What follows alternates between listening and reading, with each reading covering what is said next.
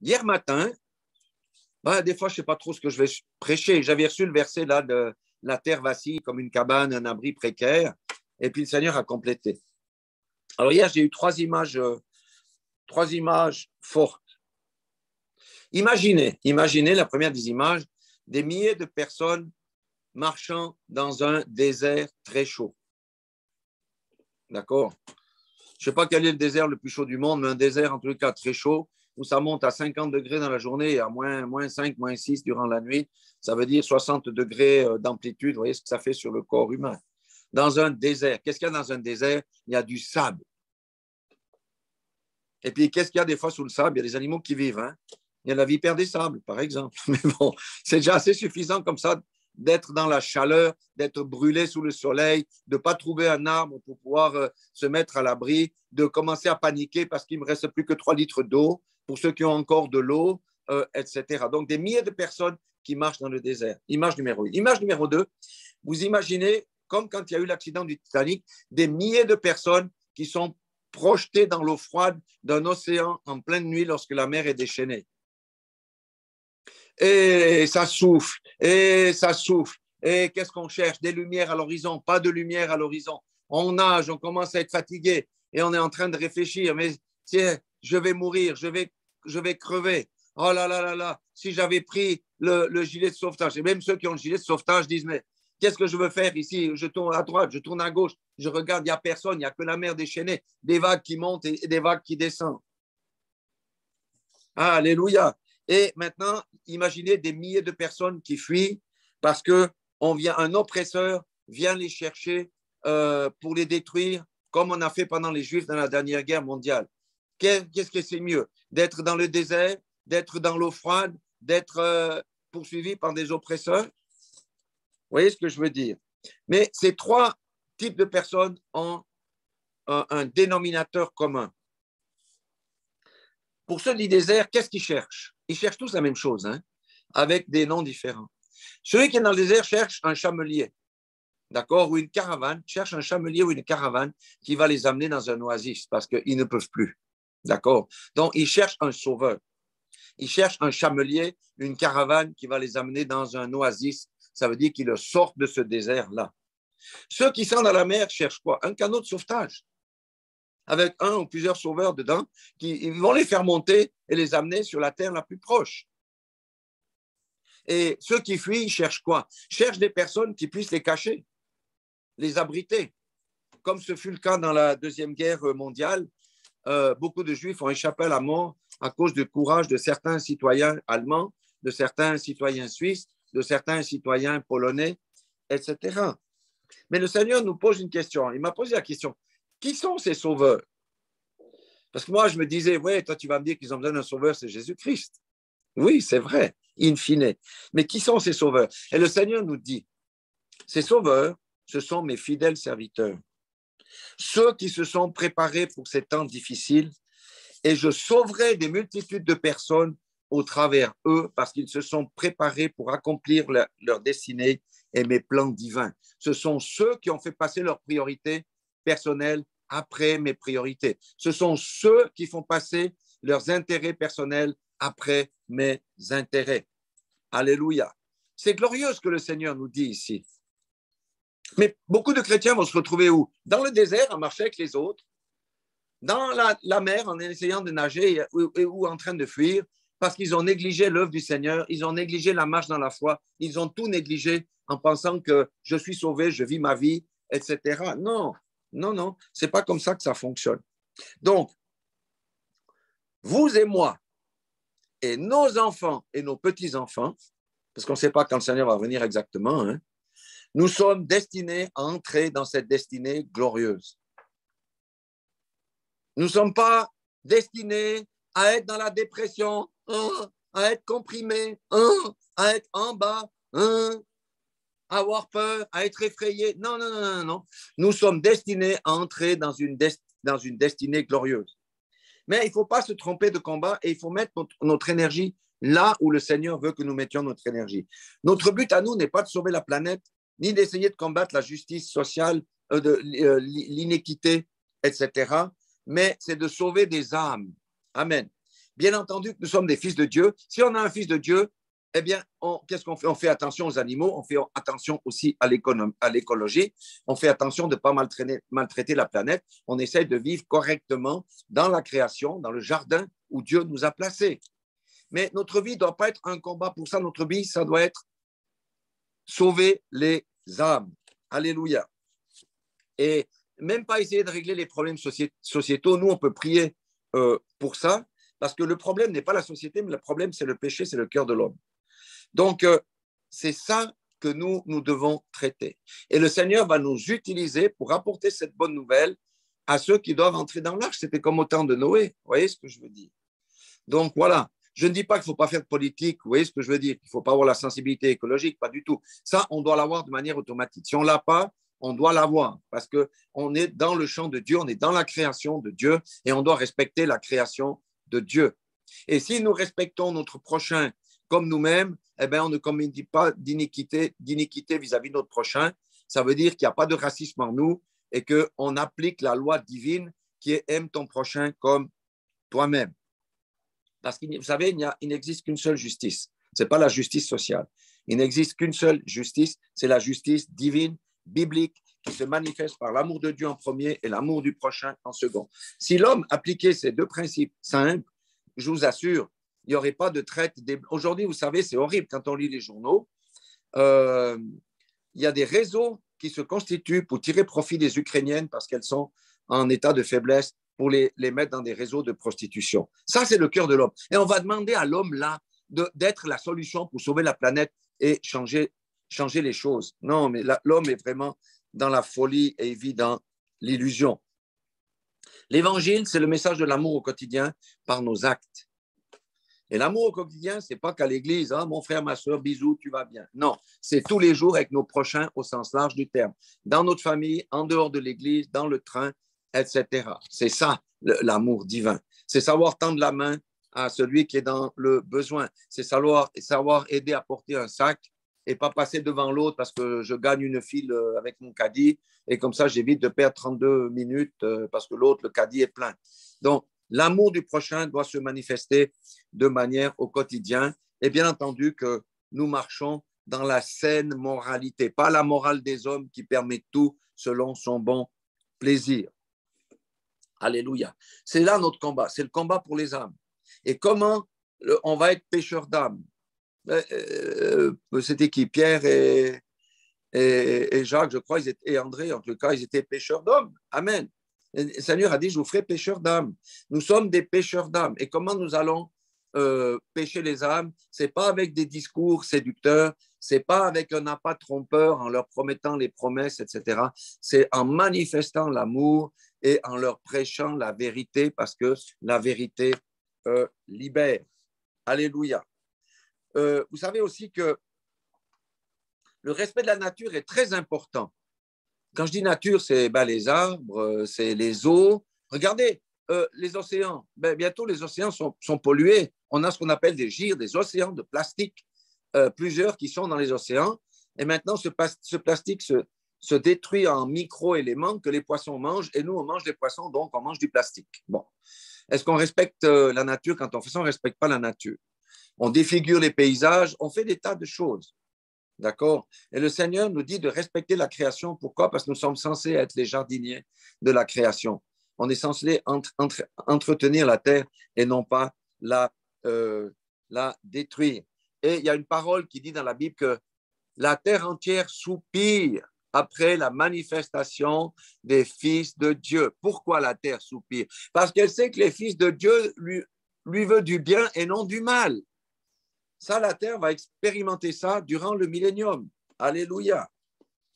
Aujourd'hui, vous savez, qu'est-ce qui conduit l'homme? C'est l'appât du gain, c'est l'argent. On exploite. Même qu'on dit, mais il faut arrêter, on va crever. Mais tant pis, nous, on vit encore. Et on continue dans les mêmes folies, dans les mêmes systèmes politiques et tout ça. Il n'y a qu'un seul système politique qui marche, c'est la théocratie. Le communisme, ça n'a pas marché. Le capitalisme, on voit que ça ne marche pas non plus. Le bouddhisme, enfin, tout ce que vous voulez, ça ne marche pas. Il n'y a qu'un seul système, c'est la théocratie. Ça veut dire on marche selon le conseil de Dieu parce que nous sommes ses serviteurs sur la terre et on fait le bien autour de nous. On fait du bien à la planète, on fait du bien à notre prochain. et on respecte la création. Alléluia. Alors oui, je dirais que des temps épouvantables se profilent à l'horizon, si on regarde. Oh là là, mais pourquoi je suis né maintenant? Si j'étais né il y a 50 ans, je ne passerais pas par là. Vous voyez, on peut avoir ce genre de raisonnement. Mais laissez-moi vous dire, ça, c'est les mauviettes qui ont ce genre de raisonnement. Ça, c'est les gens qui n'ont pas de... Ouais, vous voyez ce que je veux dire? Les gens qui n'ont pas de courage. Si Dieu nous a fait placer dans cette génération, c'est pour que nous soyons des personnes courageuses. Amen. Pour porter la bannière de Christ, aller de l'avant, combattre les ténèbres et sauver les âmes. Alléluia.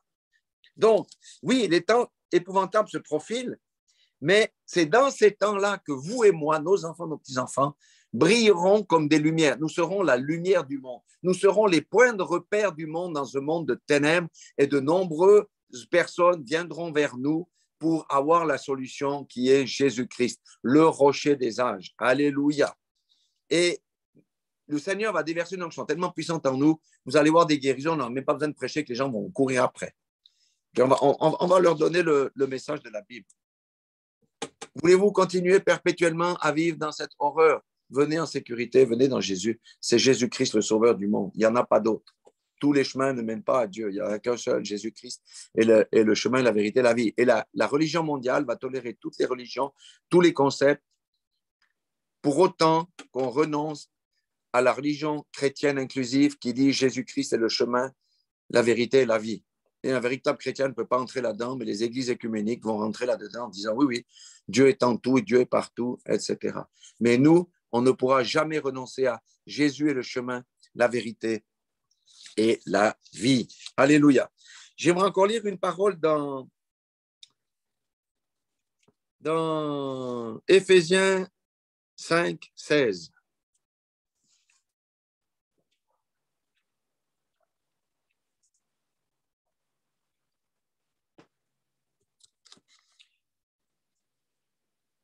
Où le Seigneur s'adresse à vous et à moi, les endormis qui avons laissé les intérêts de Christ au profit des intérêts particuliers. Rachetez le temps car les jours sont mauvais. Amen.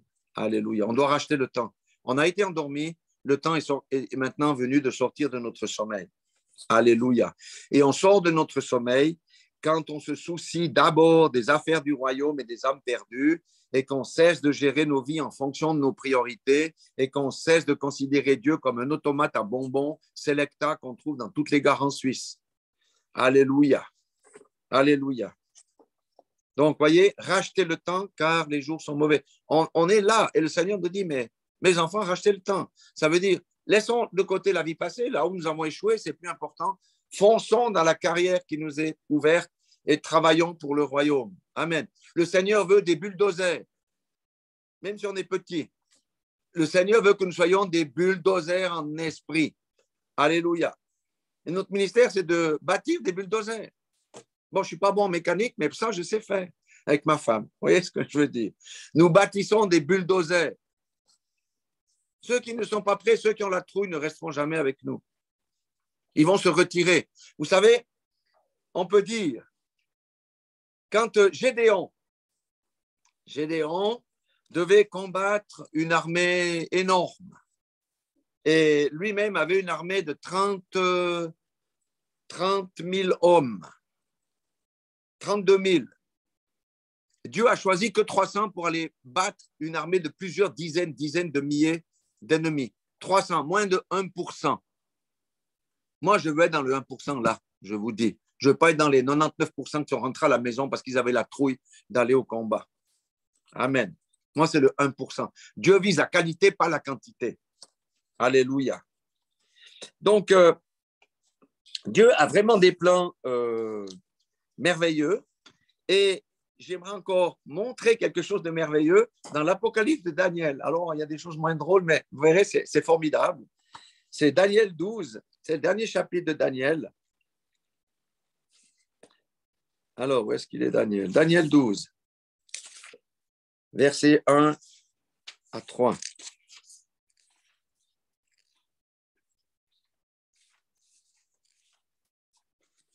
Ça, c'est vraiment pour la fin des temps de la fin. C'est là où on se dirige, mais on n'y est pas encore. Daniel 12, verset 1, 3 versions, parole vivante. L'ange me dit encore, en ce temps-là, se lèvera Michel, le grand chef qui a pour mission de protéger ton peuple. Ce sera un temps de détresse tel qu'il n'y en a jamais eu depuis que des nations existent jusqu'à ce moment-là. Alors, ceux de ton peuple dont les noms sont inscrits dans le livre de vie seront sauvés. Beaucoup de ceux qui dorment dans la poussière de la terre se réveilleront ce jour-là, les uns pour la vie éternelle, les autres pour la honte et l'horreur éternelle. Les gens, ça c'est nous, écoutez maintenant, les gens intelligents resplendiront alors comme l'éclat du firmament. Ça veut dire intelligent d'avoir cru à la parole de Dieu et d'avoir mis en pratique la parole de Dieu. Ça n'a rien à voir avec le QI à 180 ou de Einstein à 170. Vous voyez ce que je veux dire? 170 pour les Français. Les gens intelligents, c'est ceux qui acceptent la parole de Dieu comme autorité, qui acceptent Jésus-Christ non seulement comme sauveur, mais aussi comme Seigneur, et qui mettent en pratique et qui obéissent à la parole. Verset 3. Donc, les gens intelligents resplendiront alors comme l'éclat du firmament. Ceux qui auront amené plusieurs êtres à être justes brilleront comme les étoiles à toujours et à perpétuité. Amen. Alléluia. Il est question des âmes qu'on va pêcher. Il est question des âmes que Dieu va nous envoyer, soit pour qu'on plante la semence, soit pour qu'on arrose, soit pour qu'on les, comment on dit ça, soit qu'on fasse la moisson. Alléluia. Notre œuvre, c'est les âmes. Alléluia. Et je trouve fabuleux, vraiment, ce qu'il nous dit ici, les hommes intelligents resplendiront. Et ceux qui auront amené plusieurs, alléluia, seront comme des étoiles et brilleront à perpétuité. Alléluia. Est-ce qu'on veut être des chrétiens qui ne produisent rien du tout? Moi, je n'ai pas l'envie, en tous les cas. Ça, c'est sûr. Vous voyez, le Seigneur nous fait une proposition extraordinaire aujourd'hui. Rachetez le temps car le temps sont mauvais. Les jours sont mauvais. Il nous dit, voulez-vous briller? Voulez-vous accomplir mes desseins? Voulez-vous me concentrer entièrement à moi?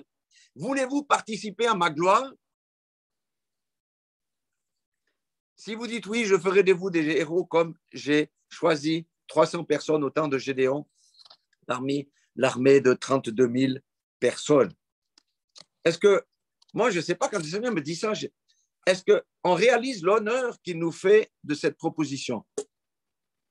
Mais c'est un honneur qu'il nous dit, je te fais le marché en main, est-ce que tu veux t'enrôler ou pas? Mais c'est un honneur. Le Seigneur nous dit, voulez-vous vous enrôler aujourd'hui? Moi je dis oui, zut, je veux en être, hein, mais je vous dis, cette proposition, c'est pour les courageux, ceux qui n'ont pas peur du sacrifice. Ça, c'est le prix de la gloire. Beaucoup de chrétiens sont des paresseux. Moi, j'habite au pied des montagnes ici. Hein? Puis si vous prenez Châteaudet, il y a plein de montagnes. C'est comme vous prenez la plus haute montagne que vous voyez et puis qu'il faut monter à pied. Ici, il y a 1500 mètres de dénivelé pour arriver au sommet là-haut, 2000 mètres. C'est un chemin qui est long. Hein? Il fait chaud, c'est raide, mal au mollet, tout ça. Ben non, la plupart des chrétiens disent oh, on ne peut pas construire un ascenseur, on serait beaucoup plus vite au sommet. Vous voyez ce que je veux dire? Ceux-là, non. Ceux-là ne passeront pas.